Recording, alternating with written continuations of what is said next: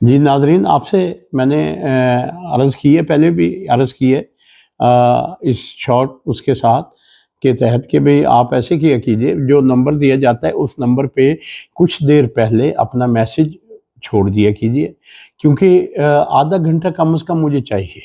اور میں نے آپ سے عرض یہ بھی کی تھی کہ کچھ انشاءاللہ تعالی یہ عید کے کچھ دن گزرتے ہیں، اس کے بعد آپ سے لائیو سوالات اور آپ کے جوابات انشاءاللہ میں آپ کی خدمت کے لیے حاضر رہوں گا جی میں۔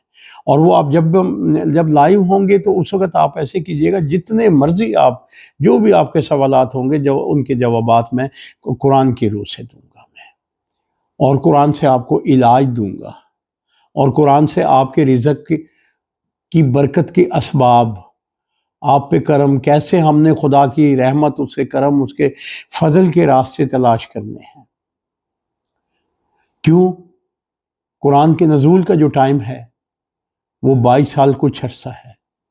قرآن ہمیں فطرت پہ لے کے آتا ہے، راتوں رات نہیں کہ جی یہ کریں گے، یہ پڑھیں گے تو راتوں رات تقدیر بدل جائے گی۔ نہ نہ نہ نہ، تقدیر بدلنے بھی ٹائم لگتا ہے، ٹھیک ہے۔ قرآن ہمیں سٹیپ بائی سٹیپ لے کے جائے گا۔